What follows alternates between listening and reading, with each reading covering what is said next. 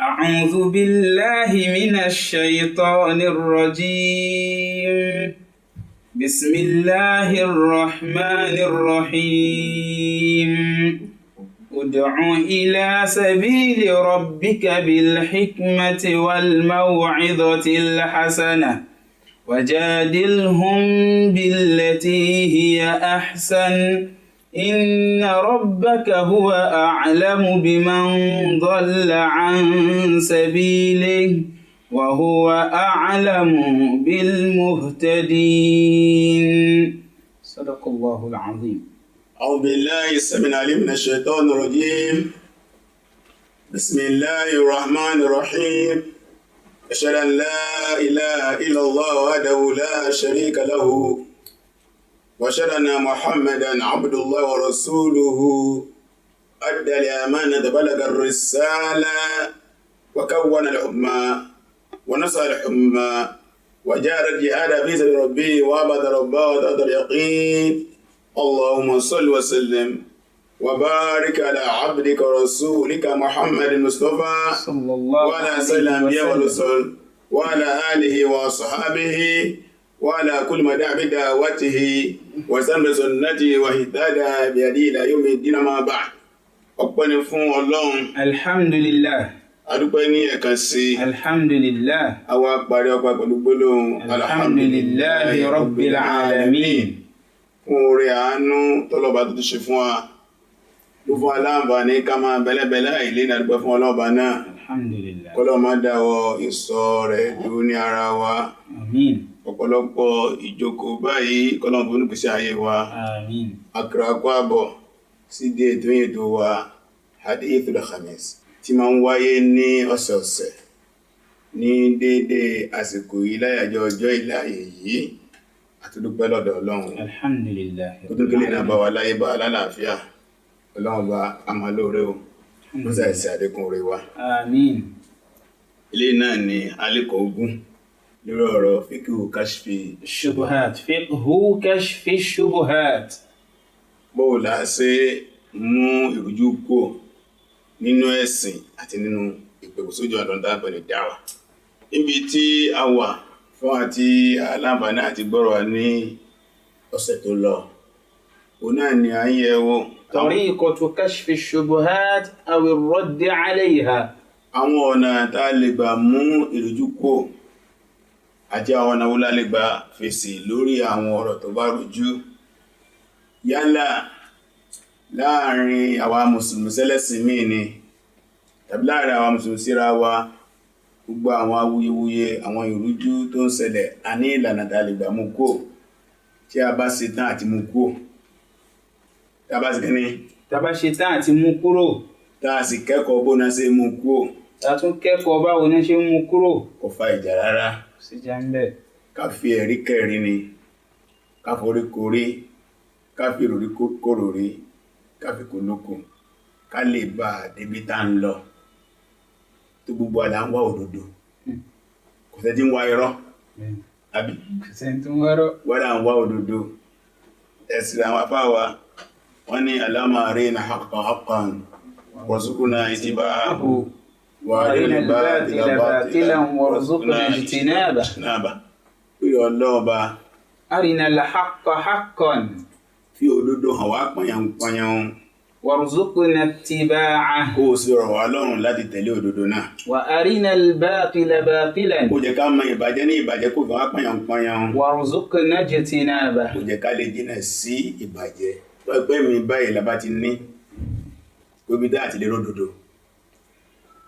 èmi lè ródòdó lọ́dọ̀ ẹlòmíì mi ẹlòmíì lè rí òdodo lọ́dọ̀ mi. Imam wa Shafi'i rahimahullah Allah.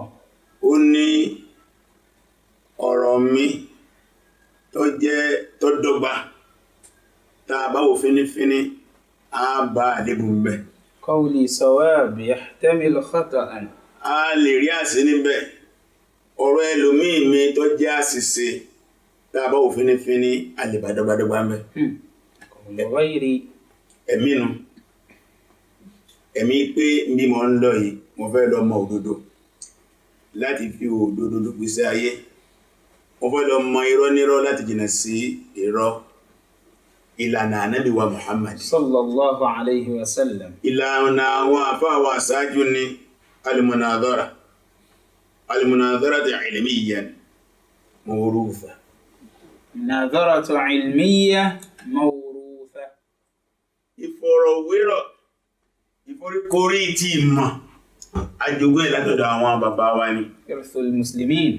àjogún ẹ̀ ni ibi àwọn mazhabil arba Imam Malik rahimahullah rahimahullah. Imam Abu Hanifa rahimahullah rahimahullah. níjọ́ náà jọ pàdé wọ́n jọ wà nílé wọ́n láàgùn jáde ni Allahu akbar. wọ́n sì kíni aláàgùn jáde.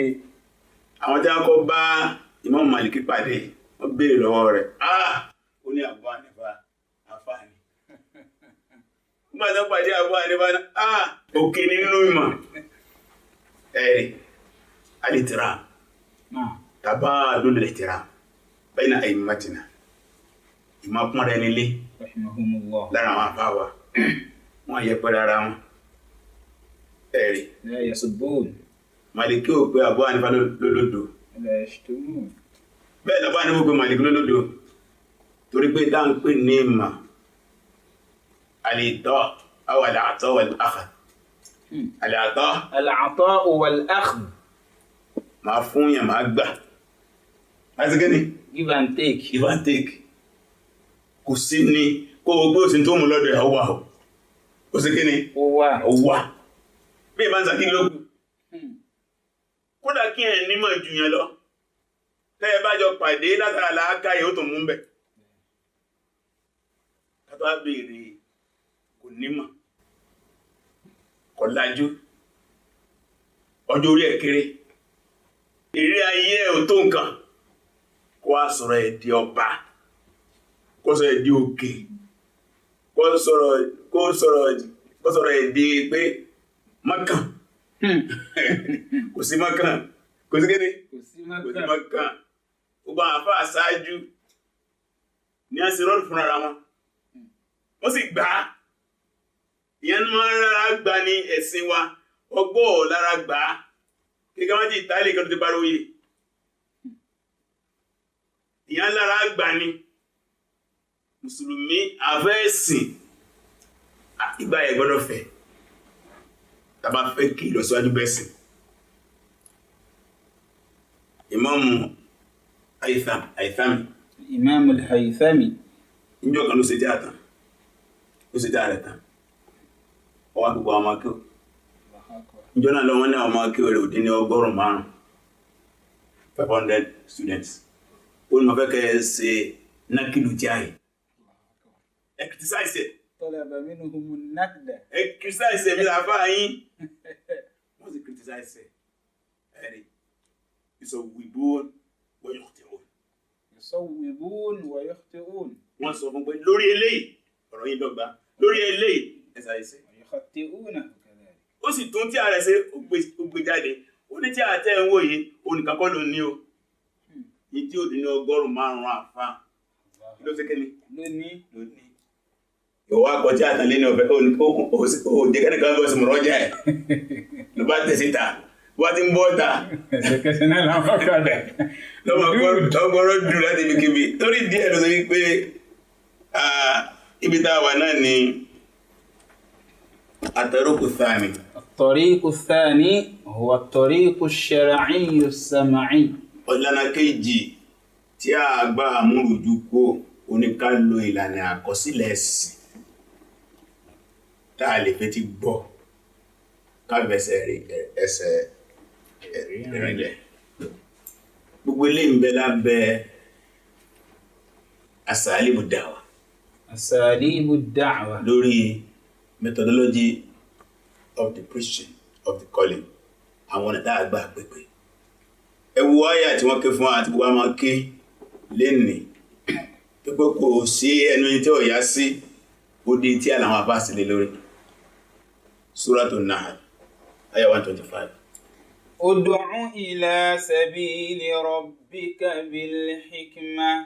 Ọlọ́run ní pèpè sójú ọ̀nà ọlọ́ọ̀bá rẹ̀ ìrẹ́ àdẹ́ Muhammad ìrẹ́ ọmọ nìyẹn mùsùlùmí olùpèpè sójú ọ̀nà ọlọ́ọ̀bá rẹ̀ bil hikma pẹ̀lú ọgbọ́n àti òye والموعظة الحسنة àti wá sí dáadáa wá tó rẹwà wá tí ó mú èébú dání tí ó mú ẹ̀gàn dání tí ó mú ìwọ nílẹ̀ dání وجادلهم بالتي هي أحسن.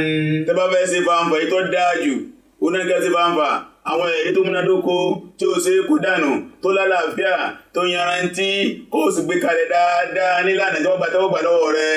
إن ربك هو أعلم بمن ضل عن سبيله ẹ̀rọjọ́ náà bá rẹ̀ àní Muhammad bá Allah òun náà lọ mọ́ta ló sọnù kó lójú ọ̀nà Ọlọ́run. وهو أعلم بالمهتدين. olóṣùnà wo ní àmọ́nà wọ́kọ́ máa dọ̀lálà èèyàn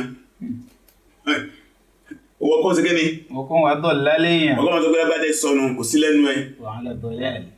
Ọlọ́run ló ní olómọta ló sọnù ta ló mọ́nà ìbọ̀dọ̀ là ń lọ bá kí ní òṣùwọ̀n tó gbẹ́gbẹ́ jẹ́ òsì lọ́nà tó fi pè ní ẹni àánú kí ló fi tó súnwọ́ ẹ̀ gbámi bẹ̀ wá ní àwọn afá ló ń bí díà ní àwọn kẹ́ni àfáà ló ní fídíà ní àwọn àbẹ̀rẹ̀ pé manu ha ò láìlú lámà àfá ò ẹ̀dá kọ wọn ẹ̀yìn náà wọn níbo ní àwà kí ni òǹkà wọn kí ni ipò wọn láwùjọ ta ló fún aláṣẹ rẹ̀ torí díẹ̀ kákẹ́kọ̀ọ́ Islam ní tó jẹ́ kákọ́ kó lè lójútù ọlọ́ni kí a pẹ̀pẹ̀ bilhikma líkìmà ìmọ̀ ní jẹ́bẹ̀ kásì mọ̀ bí dáàmà kí kakọ̀ kan sí ọ̀rọ̀ wò láàásọ lásìkò báyìí láti sọ́ta láàásọ fún ìkìmà wà sí dáadáa wà ètò tuntun ìdọ̀tìl hasana kíkẹ́ máa pín náà fáwọn èèyàn tẹ́sí gbogbo ẹjọ́ gbogbo èèyàn lọ́mọ aláta ẹnìkan wà lọ́mọ àlìjẹ́nnà ìbò àti kọ́yẹ àwọn sálàfù wo ni wọ́n pín náà fún ara wọn láàpá jogún ẹ̀ lọ́dọ̀ wọn wọ́n tó wọ́n bá fẹ́ báyẹn ṣe fàǹfà ọ̀nà tó dáa jù ìlérí àṣàn ṣe ibẹ̀ fẹ́ kọ́ gbà ní nígbà tó yóò ṣe pé kò mọ̀ lẹ́yọ ṣẹ́ntẹ́ fẹ́ bá sọ̀rọ̀ sí yóò dúó yóò ti sálọ kọrìbù wàlá tó na fíìrù àtàbí ní ẹ̀sọ́ àwọn èèyàn mara yí ẹ má lé àwọn èèyàn lọ yẹ síìrù wàlá tó wà síìrù ẹ mú nǹkan rọ̀ fáwọn èèyàn má mú nǹkan lè fáwọn èèyàn hadi wasaya Muhammadin sallallahu alaihi wasallam àwọn ìmọ̀ràn Ànábì rẹ̀ àwọn ìkìlọ̀ rẹ̀ rẹ̀ fáwọn sàábí ẹ̀ gbogbo alájọ́ ká ẹ̀sọ́ àwọn èèyàn mara ẹ má lé àwọn èèyàn lọ ẹ̀rọ ẹ má lé torí díẹ̀ àwọn tó fẹ́ wò lé ní inú àwọn ẹni ìsáájú tí wọ́n fi ẹ̀rí tún yóò rí ṣe ní inú àwọn aṣíwájú rere tí wọ́n ti lọ tàbí ọlọ́ọ̀bá nìkọ́lá gbogbo dáadáa tí wọ́n bá ṣe Ọlọ́run kó san wọ́n lẹ́san. Àmín. Àwọn òkú díẹ̀ káwọn tán bá ṣe Ọlọ́run kó foríjì wọn. Àmín. O náà ni Maliku Abdullahi Khadimu Haramain. Ọba tí ó lọ ní ilẹ̀ Saudi Arabia kí bàbá tó wà ń bẹ̀ kó tó débẹ̀. Bàbá tó wà ń bẹ̀ nìkan ló bá ní lọ́rẹ̀ mí ò náà. Kọlọ́bà tí kò ní àtúbọ̀tán dáadáa. Àmín. Nínú àwọn ìgbésẹ̀ Maliku Abdullahi, o náà ni Mubadaratu Salam. Mubadaratu Salam. Ó gbé ìgbésẹ̀ pé ẹ̀ka àlàáfíà wà lórí ayé. Ló wá gbé kalẹ̀ Mu'tamaru Hiwaril Adiyan. Mu'tamaru Hiwaril Adiyan. Pé kí àwọn ẹlẹ́sìn wá foríkorí olónáwó lé lórí. Àwọn ìjá ti ṣe pọ̀ gbé tó mílẹ̀ gan lè dáńsì ní Spain. Gbogbo àwọn ẹlẹ́sìn, gbogbo ìyórí ilé ayé náà kó jẹ síbẹ̀. Ẹ wá discuss lórí ìpínkàlà àfẹ́ àlébàáyé. Kò pé lórí àwọn Mùsùlùmí nìkan, àtàntí kìí ṣe Mùsùlùmí, ẹ wá dá sí ọ̀rọ̀ àlàáfíà alẹ́ ayé. Àwátá bá sì ní àwọn màjálà rọ́bítà lọ́wọ́ láwọn àsìkò yẹn, gbogbo àwọn ìwárò yẹn pátá ní àtẹ̀síta. Láwọn edition oríṣiríṣi ní àfẹ́ tẹ̀síta tí ó sì kọ́ ayé lẹ́kọ̀ọ́ tó pọ̀. Bàbá ìlọ náwó ẹ̀ nínú àwọn ìgbésẹ̀ rere ni tàbí ọlọ́run bá kọ́lọ̀bá ní san wọ́n lẹ́san dáadáa آمين kọ́lọ̀bá ní ìṣòro wọn ṣẹ́rẹ̀ wọn آمين gbogbo àwọn ìṣedédé wọn tí wọ́n wá ṣe tí wọ́n fi lọ ọlọ́bá ní foríjì wọn bá ní yáfi wọn. آمين lẹ́yìn yẹn látorí nígbàtí ọ̀rọ̀ ìrẹ́ abídé rọ́bìtọ̀ alam islami wọ́n sí àwọn mutamarat lórí ọ̀rọ̀ terrorism and terrorism terrorist and terrorism tí wọ́n sì pe àwọn àfáà káàkiri orílẹ̀ ayé nígbà náà lọ́hùn wàhálà ò tí ì dé àárín àwọn àfáà báyìí gbogbo wàhálà tí ń bẹ ní ìsìn ò tí ì dé nígbà náà tí wọ́n ṣe àwọn mùtàmáràtì káàkiri ọ̀kan bẹ tí wọ́n ṣe tó ìpéjọ náà lọ́hùn ọ̀kan náà àwọn àfáà Ramadan Al-Bouti rahimahullah Sheikh Al-Bouti الله يرحمه sọ ìbò fíkì síra فقه السيرة inú àkàtà kí á kọ̀ lórí fíkì síra ọjẹ́ kan ó sì láwọn àti òṣì tó sí inú àfáà ni gbìyànjú ó jẹ́ sí pé lahu ma lahu wa alayhi ma alayhi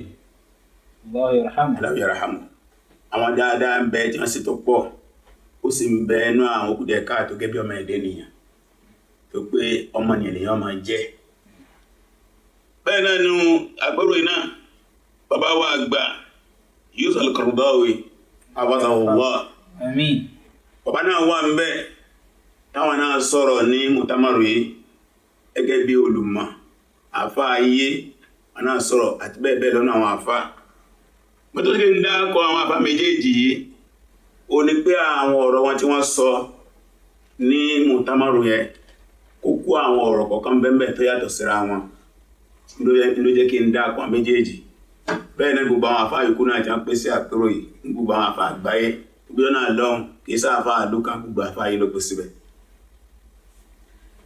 nígbàtí Sheikh Al-Bouti fẹ́ sọ̀rọ̀ tiẹ̀ rahimahullah ó lóhun sí àkéèsí mutamaru wáyé ó ní ọ̀dà gẹ́gẹ́ bí ìgbà tí èèyàn ó dó síwájú mírọ̀ níwá ń wúra rẹ̀ ní mírọ̀ ó ní bó ṣe rí nù ó náà ń sọ̀rọ̀ al-irhab wal-irhabiyyun الإرهاب والإرهابيون أين هم؟ ibùnáwà mọ́ni wà máa ń dóbò hùnà tàlásùjú wọn bí aina lisanu hùnà àwọn wo lágbẹnusọ wọn ó ní ìjòkó yóò tí pé jókòó sí kíní ó ní kò tí pé ó lára àlà ń bára wá sọ̀rọ̀ a ń sọ̀rọ̀ ránṣẹ́ ní ẹjẹ́ kan náà wà ń bẹ̀ ẹ pè wọ́n ẹ sáà mọ̀ wọ́n kí tọ́ra fún wọn náà dúró báyìí yìí tí wọ́n ń ṣe yẹn kí wọ́n sọ búná ti rí ẹ fẹ́ sọ̀rọ̀ Boko Haram ẹ̀rẹ́ àti Boko Haram ọ̀rọ̀ sọ ara ilẹ̀ ń bá sọ̀rọ̀ yẹn a náà dúró báyìí gbogbo àtàbá fẹ́ yanjú wàhálà kí máa ń ṣẹlẹ̀ nílùú tàbí lórí ilẹ̀ ayé tàbá fẹ́ kọ́ yanjú aṣojú àwọn ọlọ́rọ̀ yẹn náà wà ń bẹ̀ àti ó sí kíní ó gbọ́dọ̀ wà ń bẹ̀ adébìkan ní sí aláfẹ́ sọ̀rọ̀ tasọ́wò àwárí alú tasọ́wò ọ̀rọ̀ tí ìsọ wọ́n wà ń bẹ̀ wọ́n sọ tí wọ́n sí kíní wọ́n sọ tí wọ́n ẹ̀fẹ́ sọ̀rọ̀ àkídà àwọn èèyàn kan ẹwà ará sojú wọn bẹ̀ ọ̀rọ̀ tí ìsọ ọ̀rọ̀ tí Al-Bouti sọ jọ náà ọ̀rọ̀ dáadáa ni tí gbogbo ẹ̀ta bá fẹ́ sọ̀rọ̀ ẹ̀sìn tí bá fẹ́ sọ̀rọ̀ nípa àwọn obìnrin ẹ̀ lásójú obìnrin ẹ bá fẹ́ sọ̀rọ̀ àwọn youth ẹ̀ lásójú àwọn youth ẹ fẹ́ sọ̀rọ̀ àwọn onímọ́tò ẹ̀ lásójú àwọn mọ́tò ẹ fẹ́ sọ̀rọ̀ àwọn amòfin ẹsẹ̀ kí ni àwọn amòfin gbọ́dọ̀ wà ń bẹ̀ ẹ fẹ́ sọ̀rọ̀ ìjọba gbọ́dọ̀ wà ń bẹ̀ ẹ fẹ́ sọ̀rọ̀ àwọn oníṣẹ́ ọwọ́ àwọn oníṣẹ́ ọwọ́ gbọ́dọ̀ wà ń bẹ̀ àwọn oníṣòwò àwọn gbọ́dọ̀ wà ń bẹ̀ ẹ fẹ́ sọ̀rọ̀ àwọn ọmọ ọ̀tá àwọn gbọ́dọ̀ wà ń bẹ̀ wà wà ń bẹ̀ àdóòsí kí ni wọ́n á dá sí wọ́n sọ tẹnu wọn ìgbà tọ́rọ̀ tó sọnù nígbàtí bàbá kọ̀rọ̀ fẹ́ sọ tí ẹ ó ní ọ̀rọ̀ ìtànpẹ̀ ní ìròrí ó ní ìzá tàrá sàkàtì إذا ترسخت في العقول في العقول صعب خروجها. صعب خروجها. ó ní tí ìròrí إذا ترسخت في العقول tó bá ti jókòó sínú ọpọlọ صعب خروجها. ó ní jíjáde rẹ̀ le. ẹ fẹ́ fa ìrò jáde lọ́pọlọ àwọn èèyàn kan ní tí wọ́n ti gbọ́yé tẹ́gbẹ̀ báyìí ní ayọ́ ó ló sọ̀rọ̀ ni wá mú ìtàn àwọn Khawarij wá lẹ́sìkò Àlì. ó ní àgbà tí Abdullah ibn Abbas lọ síbẹ̀ tí wọ́n jọ ń fọ̀rọ̀ wérọ̀ ó láwọn shabab tẹ́ ní wọ́n ń ṣe pákáleke tẹ́ ń pè ní ìrẹ́gbẹ̀lẹ̀ ràbíyùn ẹ̀kọ́ wọn wà ẹ̀kọ́ síwájú àwọn àfáà káwà gbélé rẹ̀ pé ètẹ́ ìṣe yìí ń gbò ti rí. àjọ máa sọ̀rọ̀ ó ní òye àti òye ẹni tọ́rọ bàbá kọ ọ̀nà mọ̀mọ́ ayé ẹni tọ́rọ bá ti kọ náà nù mọ́ orí ọ̀nà náà ni ó wà. ó sì gbọ́n ọ̀pọ̀lọpọ̀ àwọn èèyàn lẹ́ẹ̀láìbírèt lẹ́ẹ̀rẹ̀ skúù wọn kó nínú aburú tí a ṣubú sí. ó sì gbọ́n o àwọn tí ó bá wọn rú ẹni bẹ́ẹ̀ sọ náà kàjú ẹ̀ wọ́n sì máa àkàlìfìyàt wọn múná tí ń bọ̀ wọ́n sì máa nípa asbab hadhihi al-fikra kí n tó bírò rí. ó nígbà mí ń bẹ àwọn àfẹ́ẹ̀sìn wọ́n bírò rí tó bọ́ iná ṣe fájọ́ fáwọn ọmọ yìí. ó nígbà mí ń bẹ àwọn olórí ìlú ní àbí tó rọ̀nà tẹ́ gbà báwọn ẹni lò. ìgbà mí ń bẹ àdámà àwọn ọmọ yìí ní tó pọ̀ ọmọdé ni wọ́n. ó kárí sí ọfẹ́ tó mẹ́wàá. ó ní gbogbo ẹ̀ ó lẹ́ẹ̀ṣẹ̀ dirasatul asbab. dirasatul asbab. kí ló bí àwọn kan wọ̀nyí? ẹ̀yẹ́ sí munakoshat ìfọ̀rọ̀wérọ̀ munazarat ìforíkorí láàrin títí tẹ́wà fi ní nàtíjà. iṣẹ́ ni tó pọ̀. torí díẹ̀ àwa fẹ́ wo kí ni ọ̀nà wo ní Abdullah ibn Abbas dáadáa ní ló gbà bá àwọn Khawarij sọ̀rọ̀. àwọn Khawarij ọmọlẹ́yìn Àlí ni wọ́n nípìlẹ̀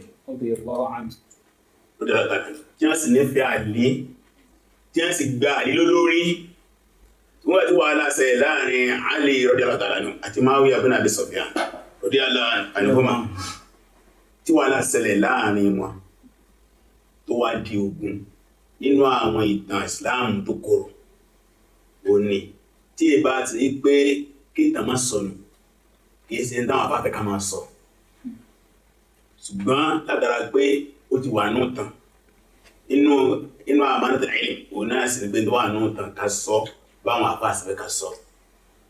nígbà wà láwọn adé tó dogun tí wọ́n wá pèpè fún ètò àlàáfíà kíká fi Al-Qur'ani sí dájọ́ jọ́nà lọ tí Àlí wá gbà wọ́n dá ogun dúró wọ́n fi wá yan Amr ibn As kó wá sójú Muawiya, Abu Musa al-Ash'ari kó wá sójú Àlí. ìyẹn ni àwọn ẹni wá sọ pé àwọn jáde kó ní abẹ́ àṣẹ Àlí. Wọ́n sọ pé ní wọ́n jáde kó lábẹ́ àṣẹ Àlí. kharaju an ta'ati Àlí. kharaju an ta'ati Àlí. wọ́n tẹ̀lé àṣẹ Àlí mọ́. wọ́n wá dó lórí yẹn wọ́n ní Àlí àdìgbẹ́ tó bá tẹ̀lé Àlí kèfèrí ni wọ́n. Muawiya àdìgbẹ́ bá tẹ̀lé Muawiya kèfèrí ni wọ́n. kaffaru ummata Muhammadin sallallahu alayhi bi wa sallam. akmaliha. kaffaru ummata Muhammadin bi akmaliha. wọ́n pè ìjọ Ànábì ní kèfèrí pátápátá gbòjọ ẹjí bẹ́lá bala Àlí àti gbogbo àti àbá lọ kèfèrí. Muawiya àti gbogbo àti àbá lọ kèfèrí. àníkẹ́ni wá kù ní mùsùlùmí. fìtínà dání wọ́n wá mílẹ̀ títì wọ́n ń dà lóru. Àlí ránṣẹ́ sí wọn wọ́n gbọ́ràn. torí díẹ̀ Abdullah ibn Abbas wá fẹ́ dá sí radiyallahu anhu. ọbẹ̀ sí ni ó fẹ́ dá sí fáwọn ìdí tó ń bọ̀ yìí.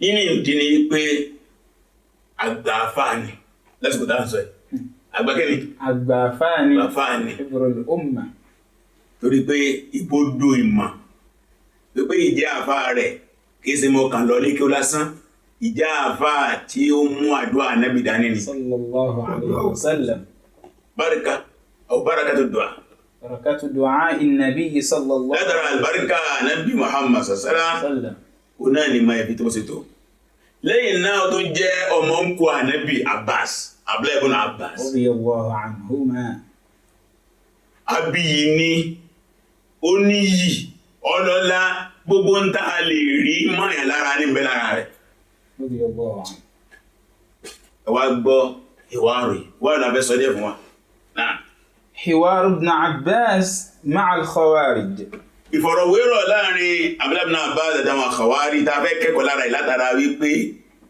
ọ̀nà wo la gbà mú ìrújú kù ọ̀nà ká lo ẹ̀rí torí àṣẹ́rí السمعي kí ó ajé kí ẹ̀rí àkọọ́lẹ̀ dé ti gbọ́ àwọn èèyàn tí a ní ìrújú lórí ọ̀rọ̀ náà لما اعتزل بعض أصحاب علي وخذلوه في نزاعه مع معاوية wọ́n nígbà tí a kan nú àwọn ọmọ lẹ́yìn Àlì tí wọ́n pa Àlì tì tí wọ́n gbé jùlẹ̀ wọ́n yẹra fún Àlì wọ́n gbé Àlì jù sílẹ̀ láàrin fanfà tí ń bẹ láàrin Àlì àti Muawiya. فقال ابن عباس لعلي Abdullahi ibn Abbas gẹ́gẹ́ onímọ̀ràn ó wá lọ bá olórí àwọn mùsùlùmí jọ́nà lọ́hùn ní abala Àlì pé ó wá lọ bá Àlì náà ائذن لي يا أمير المؤمنين أن آتي القوم وأكلمهم ó ní gbà mí láàyè yọ̀ǹda fún mi kí n lọ bá àwọn ẹni yìí láti bá wọn sọ̀rọ̀ ẹ̀kọ́ àkọ́kọ́ tí ó jẹ́ kọ̀fẹ́ mi àtẹ́tẹ́ ń gbọ́ mi nígbà bá ti ní olórí pàtàkì ká lólórí nù àgbọ̀ ṣèǹtà ń pè ní àdásọ́rùfù fàdí التصرف الفردي kẹ́kẹ́ hùwà náà wà nìkan ọ̀ràn yẹn ni ká gbàṣẹ طلب الإذن lọ́dọ̀ ẹni tó bá jẹ́ aṣíwájú wa láàgbọ́dọ̀ fọ̀rọ̀ aṣíwájú ṣeré ìdáàfẹ́ nílé ni kò sẹ́ni tó fẹ́ wà lábá aṣíwájú gàǹkálùkù náà lábá ara rẹ̀ nítorí darí ayé rúrù yìí tí ó jẹ́ dé tó tónú tó gbígbà táwọn tó bá wá ń sin wọ́n àwọn àwọn amọ̀ta lábẹ́ pè tálàbá wọn wọn aláṣíwájú kúnà bá ìṣọ̀lọ́dọ̀rọ̀ sọ ọmọ tí ó wí ó ìlọ bá ń fúnra ara rẹ̀ gbọ́n ẹ̀kọ́ tó kọ́ lọ́dọ̀ Ànábì ọgbà bẹ́ẹ̀ صلى الله عليه وسلم àgbọ̀ fi ọ̀rọ̀ oríṣiríṣi àdíkéde ìgbà ìyọ̀ǹda permission wọ́n tó wá ń bá àfá rẹ̀ sí rọ́dù sáàbá tẹ̀kọ́ yọ̀ǹda ó ti balẹ̀ jẹ tán àbó ti ẹ̀mọ̀ ó ti gbé egun tán ó ti ṣépè tán àbó ti ẹ̀mọ̀ lágbájá wọ́n lọ sí bẹ́ẹ̀ ní ẹni bínú ni mo kò tí bá sọ fún yẹn ní jẹ́ ká sí ní mo sáré kí n kọ́ sí náà ẹ forí jì mí náà ẹ̀nà àdà ẹ̀kọ́ dà ẹ̀kọ́ yá yìí dà tó rédí ẹ̀yin bẹ́ẹ̀ pẹ́ra yín tẹ́ pẹ́ra yín ní àfẹ́ẹ̀sìn àgbà ọmọ kéékèèké ẹ̀ láti fàgbà fáwọn kan ká máa bí ẹwà olèbí ló ń ta lápè tànàfà yín káàbí lè fa ìjánu yín tànàfà yín tó lè bá yín sọ̀rọ̀ tẹ́ bá dábàá bá wọn kì í sábà wà táà sì mọ̀ bá yín ni ìjà ló dé lórí lùwẹ̀ gbogbo àwọn jájá àbá ilẹ̀ ìwé sáfà yín mọ́ ẹ̀yin àfà láàrin ara yín ká máa bá yín dábà pé ta ló lórí yín á lè gbà yọ̀dá lọ́wọ́ lórí ẹ̀ náà fàtà فقال علي إني أتخوف عليك منهم ó ní ń tọ́ sọ yìí ọ̀rọ̀ ńlá ni àwọn ẹni oníjàgídíjàgà ni wọ́n mo bẹ̀rù kọ́ dáàrin wọn kí a máa yọ igi jẹ kí a máa ṣe léṣe tí wọ́n gbọ́nà o àti yọ̀ǹda kọ́ lọ bá sọ̀rọ̀ ò ní mi lára o ṣùgbọ́n wọ́n bẹ̀rù ìjẹ́ lè fojú ẹ̀rí lọ́hun nígbàjọba sẹ́kọ̀ọ́ o lè má sọ̀rọ̀ ọjọ́ tí mẹ́tí lẹ́gbẹ́ gbà náà bá lù ẹ̀ báyìí síjú láyé bá síjú yá wọ́n ní àti ìlú búnà bá sì fa ní bẹ́ẹ̀ sọ̀rọ̀ ẹ̀rọ mi ò sí security mo fẹ́ràn tẹ̀lé ìyẹn ní bẹ̀rù mi ò Allahu Akbar. أتخوف عليك منهم. ẹ̀rù wọn ń bà mí o lé lórí o ní ìmọ̀já lè fẹ́ ṣe o ẹ tó wo lórí láti dáàbò bo ẹ̀mí ọmọlẹ́yìn olóríire يحافظ على الأفراد. يحافظ على الأفراد. yóò sàmójútó àwọn ọmọlẹ́yìn bí wọ́n ṣe kó sínú ewu ẹ̀kọ́ tá a kọ́ lọ́dọ̀ sálàfù wà nìyẹn. náà. فقال كلا إن شاء الله. ó ní olórí mi ẹ fi bẹ̀yẹn lẹ̀ pẹ̀lú ògùn lọ́dọ̀ Ọlọ́run máa lọ máa bọ̀ kò ní sí problem kò ní sí mi. إن شاء الله. ó ti fi kún ní suratul Kahf. ولا تقولن لشيء إني فاعل ذلك غدا. ọlọ́ni àná Muhammad صلى الله عليه وسلم. لا تقولن لشيء إني فاعل ذلك غدا. má sọ láéláé gbọ́ fẹ́ sí nǹkan kan lọ́la. إلا أن يشاء الله. àgbo fi kún àtọ́lọ́ bàbá fẹ́. واذكر ربك إذا نسيت. kódà tó bá gbàgbé bàbá ti rántí Ọlọ́run pé tí mo fẹ́ ṣe masha Allah insha Allah. وقل عسى أن يهديني ربي. sọ pé ó ṣe é ṣe kọ́lọ́ bá fọ̀nà màmí. أقرب من هذا رشدا. èyí tó súnmọ́ jù nínú mọ̀nà nínú Abbas lọ́dọ̀ alátàlá ni ó fi sọ́dọ̀ lọ pé kálá pẹ̀lú ògbó lọ́dọ̀ wọn lè sí mílíọ̀nù kankan insha Allah máa lọ dáadáa máa bọ̀ dáadáa á lè yọ̀ǹda fún un. nígbà yọ̀ǹda fún tó wá lọ múra ló wá wọ ẹ̀wù gbogbo wú ẹ̀ ẹ̀wù tí ẹgbẹ́ yẹn bá yọ síbi kan èèyàn ni tó àgbẹ̀ tá a bá ń lọ ìjókòó pé a fẹ́ lọ foríkorí yìí ká múra ṣákóló wà á múra ní múra tó èèyàn ló ń bọ̀ yìí ẹ̀rí hólà wọn ló gbé owó owó ẹ̀wọ̀ ló dẹ̀ gẹ́gẹ́ bí àfẹ́ ẹ̀sìn lọ yọ sí wọn. ó sì kéde náà fàdà. ثم دخل عليهم. ló wá wọlé tọ̀ wọ́n. فلم ير قوما قط أشد اجتهادا منهم في العبادة. wọ́n nígbà tó bá wọn wọ́n ní Ibn Abbas ní òun ò rí kí ìjọ kan kọjú olùgbẹ̀jú náà sin Ọlọ́run ọba bó náà ló tún bàbá wọn ìbẹ́nu wọn ẹ̀tọ́ yẹn nábìlà lọ́wọ́ ìbẹ́nu wọn ẹ̀tọ́ kárùkárù lọ́wọ́ ìbẹ́nu wọn nàìjíríà sàkà tí wọ́n bá lọ́lọ́ tí wọ́n dun ní mọ́ ìjọsìn wọ́n yẹ àwọn Khawarij kí a fara rẹ̀ lọ fọ́lọ́hun irú wọn kódà mẹ́nu àrísọ Muslim Bukhari pé tẹ́nì kọ̀ọ̀kan bá lọ fẹ́ fi irun rẹ̀ wérun wọn yóò fojú kéré irun rẹ̀ tó bá fi bí wọ́n ṣe gbá àwẹ̀ ìwé bóun ṣe gbá àwẹ̀ yóò fojú kéré àwẹ̀ rẹ̀ tó bá fi bí wọ́n ṣe kí Al-Qur'ani bóun ṣe kí Al-Qur'ani yóò fojú kéré kí Al-Qur'ani bẹ́ẹ̀ náà ní Ibn Abbas bá wọn ó bá lórí tí wọ́n sin Ọlọ́run ṣùgbọ́n tó ti bẹ́ẹ̀ nínú ọpọlọ wọn fáyọ̀ sí bẹ́ẹ̀ nígbà ọ̀tọ̀ ni a sin náà ọ̀tọ̀ làákàyè mọ́ ẹ̀kọ́ kan tó nu ọ̀tọ̀ pé a sin Ọlọ́run ọ̀tọ̀ pé làákàyè mọ́ ìyá máa ń sin ọlọ́dún làákàyè yọ̀ mọ́ tí ó dọ̀tí náà. فقالوا مرحبا بك يا ابن عباس. wọ́n ní wọ́n wẹ́lkọ̀mù ẹ̀ máa wọlé máa rọra Ibn Abbas. ما جاء بك. kí ló gbé ẹ débi nínú ẹgbàá wa kan wọ́n náà kan ní ẹ má jẹ́ wọlé ṣùgbọ́n àwọn tí wọ́n pọ̀ jù ní pé ẹ jẹ́ wọlé wọ́n wá béèrè nígbà wá wọlé táwọn tí wọ́n kí nígbà tí wọ́n gbà pé àfẹ́kọ́ bá wọn sọ̀rọ̀ wọ́n wá béèrè pé ما جاء بك. sí ò sí nǹkan o kí ló gbé yín wá o ìrẹ́kùnrin àbáyé kí ló gbé wá sí bí torí pé àmọ́ pò ń bọ̀ o ẹ tún wẹ̀kọ́ tá a bá gbà kan bá lọ bá àwọn shabab ìdájí ń ṣe program nísìn wọ́n ní àbábẹ̀rẹ̀ wọlé ẹ bá sí kí ni ẹjọ́ wọn padà ẹ má fà láyé kí ni wọ́n wá wọ́n fẹ́ dábírú ni ewéwéwéwé ẹ̀rì wọ́n bèèrè ẹ̀rọ rẹ̀ wọlé kí ló gbé wá náà. فقال جئت أحدثكم. wọ́n wá bá yín sọ̀rọ̀ wọ́n sí ní wọ́n bá yín sọ̀rọ̀ ní mi ò wá nítorí nǹkan kan wọ́n bá yín sọ̀rọ̀ ní a fẹ́ fi ìmọ̀ kó ìmọ̀ a fẹ́ fi ìròrí kó ìròrí a fẹ́ fi ọ̀làjú kó ọ̀làjú a fẹ́ fi inú kónú a fẹ́ fi kú lùkùn náà. فقال بعضهم لا تحدثوه. àwọn rárá o ẹ má bá sọ̀rọ̀ kò sọ̀rọ̀ ẹ náà wọ́n bí ṣe mọ́ rí náà ẹ má bá sọ̀rọ̀ kò sọ̀rọ̀ no àti ẹ̀ nígbà látàyè ìjọ àṣàjọ náà ló tó wà lédè sí. فقال بعضهم àtọwà sọ قل نسمع منك. àwọn tí wọ́n jẹ́ ọ̀jọ̀gbọ́n àwọn àgbàlagbà àwọn olóye tí wọ́n máa ń fún ẹ̀ ní àpọ́nlé wọn ni sọ fún wa á tètè gbọ́ ẹ tí wọ́n ẹ̀kọ́ bí ọpọlọ wọn ṣe dọ̀tí tó wọ́n tún wá ilé fún kíni fún ìgbọ́rọ̀ akọ̀fẹ́ gbọ́ rárá wọ́n ní ẹ má jẹ́ wọ́n sọ̀rọ̀ ọ̀rọ̀ wọn mú yẹn o àwọn tẹ́mi wọn ò dúró ẹ jẹ́ káwọn afáyẹ sọ̀rọ̀ ọ̀rọ̀ wọn mú wọn o àdìjọ jókòó pápá o a fẹ́ gbọ́ ń tẹ́ fẹ́ wí náà.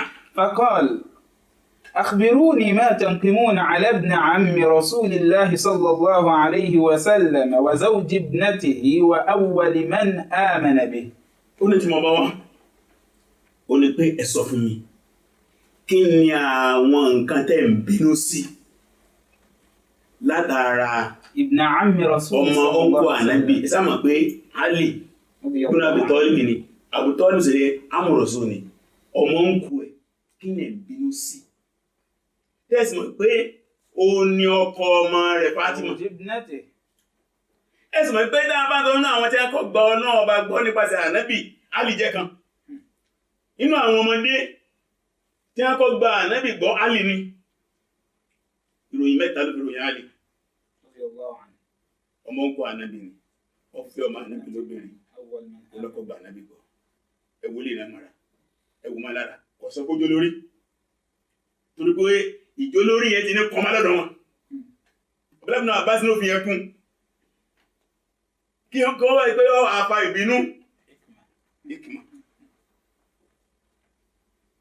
ó ní béèrè mẹ́nu فقالوا wọ́n bá fún lésì ننقم عليه ثلاثة أمور. níta ń bá jà sí nǹkan mẹ́ta pẹ̀rẹ́ kò jù mẹ́ta lọ nǹkan mẹ́ta ẹ̀dá ẹ̀sìn rèé ìpìlẹ̀ lọ́dọ̀ wa fọ́nàmẹ́ntà ni gbogbo ìdátà ń jẹ́ ó ti di pé wọ́n yọ àdá sí Àlì o mo yọ ìdá sí o wọ́n ti ń pa ọmọlẹ́yìn Àlì o kìí ṣe ìjà kékeré o kìí ṣe ọ̀rọ̀ inú o ọ̀rọ̀ jàgídíjàgan tó bí nǹkan lọ́sẹ̀ ni o wọ́n nìkan mẹ́ta ni kò jù mẹ́ta lọ kò tí ẹ̀ pọ̀ rárá bẹ́ẹ̀ náà ni bàbá fẹ́ sọ̀rọ̀ abiléèrè kí lẹ rí àwọn tẹ́ ń bú yìí tẹ́ ń criticize wọn yìí kí làwọn ẹ̀dùn ọkàn yín. قال وما هي؟ múra bá sì ní ẹ̀fín kan mẹ́ta náà.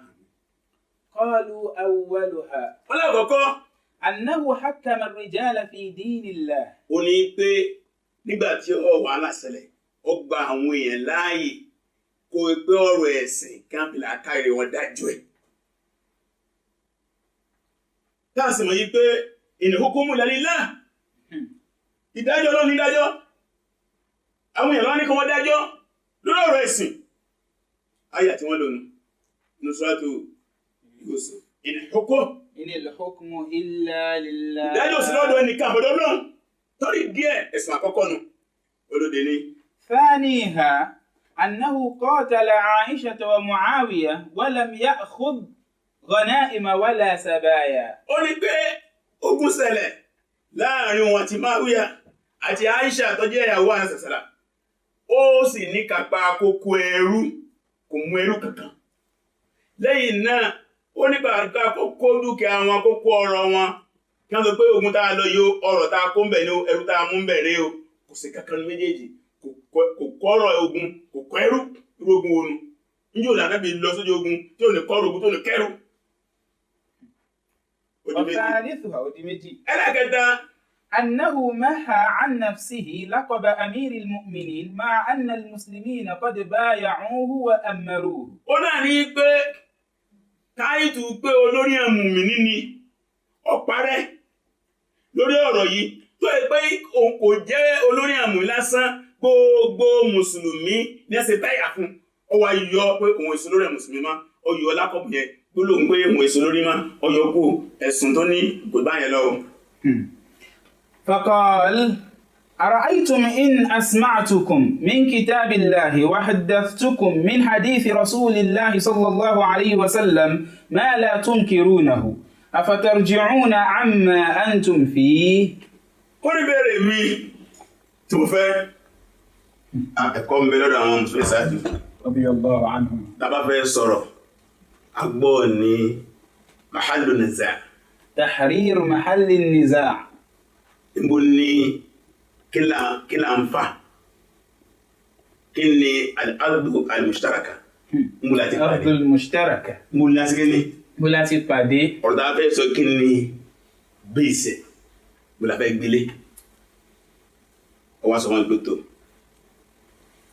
tí n bá yín sọ̀rọ̀ lórí àwọn ọ̀rọ̀ mẹ́tẹ̀ẹ̀ta tẹ́ sọ yìí من كتاب الله. tí mo sì mú ẹ̀rí wá nínú Al-Qur'ani Karim tí mo sì mú ẹ̀rí wá nínú Sunnah ní Muhammad صلى الله عليه وسلم. ṣé ẹ kú lórí ibi tẹ́ wà bẹ́ẹ̀ kú àti ká tó bẹ̀rẹ̀ debate á béèrè yẹn لا جواب. ṣé akànjọ fẹ́ wá pariwo ká tó ká ni àbí tí a bá rí òdodo á tẹ̀lé òdodo béèrè nù búnà bá sì bí wọ́n lè rí ẹ má jẹ́ sọ̀rọ̀ dànù ṣé àsọgbàlẹ́fẹ́ ni àbí àsọsórí kúkú ṣé pọ̀ bí ẹwà ṣé mọ̀ pé ó ní nǹkan lọ́wọ́ búnà bá sì kún ó sì gíní òkun tí òjò bá náà lọ nǹkan mẹ́ta iná ìwádà yìí àwọn tá a ti ń sọ yìí ọgọ́rùn ní àlùkò à ń sórí o wọ́n èso lódò ààyà náà lánàá gbogbo jẹ́ lórí àdísì ànábì ààyà àlùkò àìlà wọn náà dúlé lórí ní ìkàlùkù wọn jọ ń tú náà wọ́n bẹ́ẹ̀ bẹ́ẹ̀ yẹn قالوا نعم. wọ́n sì dáhùn bẹ́ẹ̀ tí ń bẹ lọ́wọ́ ẹ bá ti lè ju ti wà lọ àgbà gbogbo ẹ̀ lẹ́yìn bàbá fẹ́ ṣe ìforíkorí gbogbo ẹ̀ lásọ̀ká tó bẹ̀rẹ̀ ẹ kàn wá pariwo ní kásìtúká àbí tá a bá ródòdó àtẹlódòdó pẹ̀lú gbọ́dọ̀ wá náà. قال أما قولكم إنه حكم الرجال في دين الله فالله سبحانه وتعالى يقول. ó ní gẹ́gẹ́ bí ọ̀rọ̀ yín tẹ́ sọ yí pé Ali ó gbà kí àwọn èèyàn dájọ́ pẹ̀lú làákàrí wọn nú ẹ̀sìn Ọlọ́run ìyẹn ni àlébù àkọ́kọ́ nọkọ́ fẹ́ yanjú fún yín ó ní gbogbo yín náà lẹ kàlù Kùránì tí ó rújú mo fẹ́ fi àyà kan sí àpèjúwe fún yín ó náà Suratul Maida àyà 95 Quran chapter 5 verse 95 ẹgbẹ́ tó náà sọ. يا أيها الذين آمنوا ọ̀rọ̀ pẹ̀tẹ́ ìgbẹ́ lọ́wọ́ bá gbọ́. لا تقتلوا الصيد وأنتم حرم. tẹ́bá wà náà aṣọ ìran àmàgbọ́n títí ájì ẹ gbọ́dọ̀ dẹ́dẹ́ ẹ gbọ́dọ̀ pa nǹkan àwọn ẹranko abitete àwọn ẹranko núgbó ẹ gbọ́dọ̀ dẹ́dẹ́ wọn. ومن قتله منكم متعمدا. ẹ bá wá kàdìkàdì pa ọ̀kan lọ àwọn ẹranko núgbó bọ́yẹ̀ ewúro lọ́pa ẹkùn lọ́pa ẹtù lọ́pa ìkẹlẹ̀ lọ́pa ìṣúró lọ́pa gbogbo àwọn ẹranko tí bẹ́ẹ̀ núgbó dáa máa pa ọ̀yà lọ́pa gbogbo àwọn ẹranko dáa máa pa núgbó wá pàkàn máa pa. فجزاء مثل ما قتل من النعم. ó ní ẹ̀san rẹ̀ ọlọ́lẹ́san rẹ̀ déédéé tó wá panú ẹranko igbó yẹn tó bá sì déédéé inú ẹranko ilé iná ìlàámù pápẹ́ òbúkọ ló sì déédéé ìlàámù àgbò ló sì déédéé ìlàámù àgùntàn ló sì déédéé ìlàámù màálù ló sì déédéé ìlàámù ràkúnmí ló sì déédéé ìlàámù tó bá pa yẹn á sùsù wọn rẹ̀ pẹ̀lú ẹranko ilé òun náà ni wọ́n máa jẹ́ ẹ̀san fún un. يحكم به ذوى عدل منكم. àwọn tó ti dájọ́ yìí náà làwọn ọ̀jọ̀gbọ́n méjì nù yín ló wòye pé ntọ́pa rẹ̀ ẹran wo ló ṣe déédéé nínú ẹranko nù lé. هديا بالغ الكعبة. yóò wá pa nígbà bá dé àìní Káàbà ìpinnu àkàdé ti pa. أو كفارة طعام مساكين. tàbí kó ṣe yí pé yóò ṣe ìtanràn kó fáwọn aláìní lóúnjẹ. أو عدل ذلك صياما. ó jẹ́jọ́ fáwọn àwọn aráàlú náà àwọn onídéédé wọn sọ pé oúnjẹ èèyàn báyìí lóúnjẹ nítorí ẹranko tó pa èèyàn 10 lóúnjẹ ẹranko tó pa 20 èèyàn ni ẹranko tó pa 100 èèyàn ni ní ìdíje tó bá ṣe déédé tàbí kí wọ́n gbọ́ ààwẹ̀ fún àwọn èèyàn náà ni wọ́n sọ pé ìyàwó báyìí ló gbà eléyìí ẹranko tó gba ààwẹ̀ 3 ni eléyìí ààwẹ̀ 6 lélẹ́yìí eléyìí ààwẹ̀ 20 lélẹ́yìí eléyìí ààwẹ̀ oṣù kan ni. ليذوق وبال أمره. kó lè bá a tọ́wò ìyà àṣìṣe tó ṣe عفى الله عما سلف ṣùgbọ́n tó tẹ́lẹ̀ kọjá tẹ́lẹ̀ kófin tó sọ̀kalẹ̀ ń fojú fò wọ́n lọ́lọ́ ń fojú fò. ومن عاد فينتقم الله منه. ẹ bá tó wá kálíkálí tó ṣe ló ń dá ṣe tó dá ṣe tó padà sí di ìbàjẹ́ yìí ọlọ́run wọn ràn ló lára rẹ̀. والله عزيز ذو انتقام. ọba tí máa ń sọ̀rọ̀ ọba bíi ọba tí rárú ni tó bá yẹ kọ́ rárú ọba tí gbẹ̀san ni lára tó bá yẹ kọ́ gbẹ̀san. àbúrò náà bá ṣe wá kí ayẹ fún wa ó wá sọ sí i. قال أنشدكم الله. ó ní mo fi ọlọ́run bá bẹ̀yìn mo fi ọlọ́run bá sì búra fún yín. أفحكم الرجال في حق دمائهم. ó ní ṣé ká gbàgbé káwọn yẹn dá ẹjọ́ lórí láti dáàbò bo ẹ̀jẹ̀ àwọn mùsùlùmí ká wá gbé ọ̀rọ̀ yẹn lé àwọn yẹn lọ pé ẹnu ọjọ́kọ̀ láti dáàbò bo ẹ̀mí àwọn mùsùlùmí àwọn ẹni ire àwọn ẹni ọlọ́run. وأنفسهم وصلاح ذات بينهم. àti pé kí wọ́n dáàbò bo ẹ̀mí ara wọn àti kí wọ́n tún àárín wọn ṣe ká ní káwọn yẹn ká jókòó kẹyẹjú ẹ̀. أحق أم حكم في أرنب. sóun lọ́tọ́jú ni àbí ká wá gbé ìdájọ́ lórí ọ̀rọ̀ ehoro. عنها ربع درهم. tí ó kọjá tá a bá dá dírámù sí ọ̀nà mẹ́rin ìdá kan tọ́lọ́ wá nítorí ẹranko tí a pa bó ṣe kéré tó káwọn yẹn jókòó láti mú ìdájọ́ wálé lórí sẹ́yìn yẹn ló nípọn ni àbí ìdáàbòbò ẹ̀jẹ̀ àwọn èèyàn àti ìṣàtúnṣe láàrin wọn èwo ló tóbi nínú méjèèjì. ọlọ́run bá kò fojú kéré ẹ̀jẹ̀ ehoro tó là ń bàbá máa ń tú kò fojú kéré ẹ̀jẹ̀ ehoro ká tó wá béèrè ẹ̀jẹ̀ àwọn èèyàn mùsùlùmí àwọn ìṣáájú èwo ló tóbi jù nínú méjèèjì. فقالوا Madam. بل في حق دماء المسلمين وصلاح ذات بينهم. wọ́n lè tó tóbi jù ní láti dáàbò bo ẹ̀jẹ̀ àwọn mùsùlùmí àti kí àtúnṣe ṣe láàrin wọn ìyẹn ló tóbi jù nígbà táyé ṣe aláàbọ̀lá káyè. ìyẹn nìkan o. فقال Madam. خرجنا من هذه. àti yanjú yẹn. قالوا اللهم نعم. wọ́n ní bẹ́ẹ̀ ni àgbà الله أكبر. bẹ́ẹ̀ ni àgbà Allah akbar. الطريق الشرعي السمعي. ìlànà ká fi ẹ̀rí àkọsílẹ̀ rinlẹ̀ tí wọ́n lè gbọ́ sétí láti yanjú ìrújú kò tó bá ń lọ ní tí wọ́n ti rán mọ́ láti àìmọye ọdún tí àwọn àmọ́ kan ti kú nítorí ẹ̀ táwọn kan dá láàbọ̀ ara nítorí ẹ̀. ìfọ̀rọ̀wérọ̀ ẹ wò ọkàn sí ìzára rí ṣùgbọ́n ó sì mú ìfọ̀rọ̀ náà. قال وأما قولكم. ọ̀rọ̀ ẹlẹ́ẹ̀kejì àbá ẹjẹ́ ká bọ́ sọ́lẹ̀ kejì àti ẹjọ́ alákọ̀ọ́kọ́ ọ̀rọ̀ yìí dẹ̀ wá ń sọ ẹlẹ́ẹ̀kejì. إن عليا قاتل ولم يسب كما سب رسول الله صلى الله عليه وسلم أفكنتم تريدون أن تسبوا أمكم عائشة رضي الله عنها وتستحلونها. wọ́n ní ọ̀rọ̀ yìí dẹ̀ sọ pé a lè jagun ọ̀kọ̀kọ̀ ẹrú ṣé Aisha lẹ́fẹ́ kókó lẹ́rú. tẹ̀gbọ́n Aisha ìyá yín ni tó ní kí a lè kó lẹ́rú ìyá àlì náà ni tó ní kí a lè kó lẹ́rú náà. وتستحلونها كما تستحل السبايا. ẹ wá fẹ́ sọ Aisha di ẹ̀tọ́ bá a ṣe máa sọ àwọn ẹrú obìnrin di ẹ̀tọ́ ṣé dẹ́fẹ́ nu. فإن قلتم نعم. tẹ́ bá ní bẹ́ẹ̀ ni. فقد كفرتم. ẹ ti di kèfèrí o. وإن قلتم إنها ليست بأمكم. tẹ́ bá ní kèsè ya yín. كفرتم أيضا. ẹ ti di kèfèrí kò sọ́nà àbáyọ fún yín. tẹ́ bá ní kẹ́ mú lẹ́rú kèfèrí ni yín. tẹ́ bá ní kèsè ya yín kèfèrí ni yín. ẹ ti ń bẹ lágbè kèfèrí báyìí. tó bọ́ lọ́wọ́ bá sọ báyìí fún anú Al-Qur'ani Karim Suratu Ahzab àyá 6. النبي أولى بالمؤمنين من أنفسهم. ọ̀rọ̀ ní ànábì lọ́lẹ́dọ̀ sí jù sallallahu alayhi wọ́n mùmínì ju ara wọn lọ nẹ́gbọ̀n ìpínlẹ̀ ju ara wọn lọ. وأزواجه أمهاتهم. lórí pé àwọn ìyàwó ànábì pátápátá àtọmọdé inú wọn àtàgbàlagbà inú wọn ìyá àwọn mùmínì ni wọ́n ṣe. وأزواجه أمهاتهم. gbogbo ìyàwó ànábì ìyá wọn ìjọba Aisha náà ìyá wọn ni. رضي الله عنه. kò lẹ́fẹ̀ẹ́ mú bẹ́ẹ̀. يقول النبي صلى الله عليه وسلم النبي أولى بالمؤمنين من أنفسهم وأزواجه أمهاتهم فاختاروا لأنفسكم ما شئتم.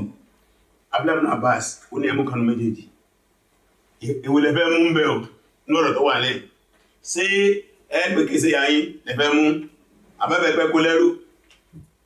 thumma qala kharajna min hadhihi aidan. Nàbá dákẹ́ wọ́n lè sọ̀rọ̀. Abúlábà bá sì ní ọ̀rọ̀ ilé náà àti ẹjọ́ ẹ̀. qalu Allahumma na'am. Wọ́n ní bẹ́ẹ̀ ni àti ẹjọ́ ẹ̀. Bẹ́ẹ̀ ni àti gẹ́ni àti ẹjọ́ ẹ̀. náà. qala amma qawlukum. Súnmọ́rọ̀ akábà sọ́rọ̀ ẹlẹ́gẹ́dọ̀ ọ̀rọ̀ ìdẹ́wà sọ yí pé inna aliyan maha an nafsihi laqaba amiril mu'minin. ẹni pé Àlì ọparẹ́ fúnra ara rẹ̀ ìpé ní olórí àwọn mùmìnì gbọ́rọ̀ àmìrì mùmìnì lọ parẹ́ ọjọ́ kó ní ọkọ̀ rẹ̀.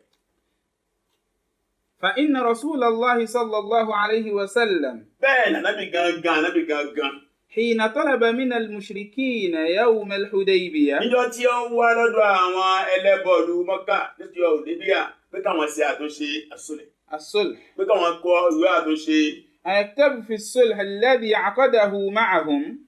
lórí àdéhùn tó gbé fún wọn lórí pé wọ́n fẹ́ ṣàtúnṣe ní Hudaybiya. hadha ma qada alayhi Muhammad sallallahu alayhi wa sallam. qalu لو كنا نؤمن أنك رسول الله صلى الله عليه وسلم ما صددناك عن البيت.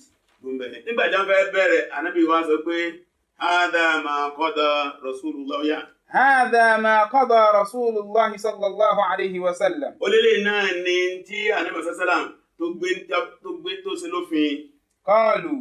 ó sọ pé iná pé Muhammadu Rasulullah pé Muhammadu Rasulullah pé lè náà ni Muhammadu òjíṣẹ́ Ọlọ́run tó ṣe lófin àwọn kìfì wá dáhùn. لو كنا نؤمن أنك رسول الله. táwa gbẹ̀ ẹ̀gbọ́n kó iṣẹ́ ọlọ́ba ní ẹni. ما صددناك عن البيت. ní pé kọ́ ọmọ wọ Mákà. ولا قاتلناك. ní bẹ́ẹ̀ já. ولكن نكتب. torí díẹ̀ o àwọn ògbà yẹn o ní tí a fẹ́ kọ́ alákọ̀ọ́lẹ̀ ni pé. محمد بن عبد الله. Muhammad ibn Abdullahi fẹ́ gbọ́ Rasulullah. kọ́ bẹ́ẹ̀ pé Muhammad Abdullahi òjíṣẹ́ Ọlọ́run yóò kó mẹ́ẹ̀. فنزل عند طلبهم وهو يقول. Ànábì wá ibi tí a fẹ́ náà láti gbèsè. وهو يقول. والله إني لرسول الله. nígbà tó ó ní kí a kọ́ bẹ́ẹ̀ ká di kọ́ pé Muhammad ibn Abdullahi Ànábì wá sọ pé ó ti ẹ̀rí bẹ́ẹ̀ yóò Ọlọ́mọ pé mi yìí òjíṣẹ́ Ọlọ́run ni mo ṣe. وإن كذبتموني. kódà kẹ́ pè mí lókùrọ́. فهل خرجنا من هذه.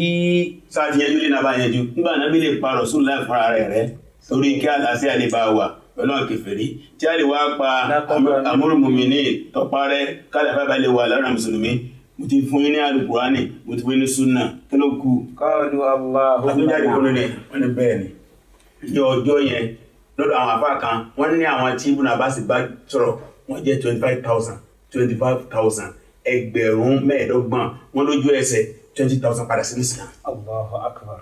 ẹgbẹ̀rún ogún wọ́n padà sẹ́yìn Àlì àwọn ẹgbẹ̀rún mẹ́rin péré ẹ̀sọ̀ ní kọ̀ọ̀kan. eléyìí ni àǹfààní ìwà ìfọ̀rọ̀wérọ̀ ìmúrùjúgbò pẹ̀lú àwọn ẹ̀rí lẹ́nu Al-Qur'ani kò bí tẹ́ẹ̀tì sí láyé àkọ́ padà. agẹ́rẹ́ sọ ní kókó ṣùgbọ́n majority lẹ́ẹ̀rí kókó mẹ́ ìtì máa ń bà wọn kan lẹ́rù. tá a bá ti lè jọ jókòó wọn kò yẹn lọ wọn á kọ́ àwọn yẹn lọ torí ìdí ẹ má jẹ́ àbá àǹfààní ńlẹ̀ láti bá wọn jókòó.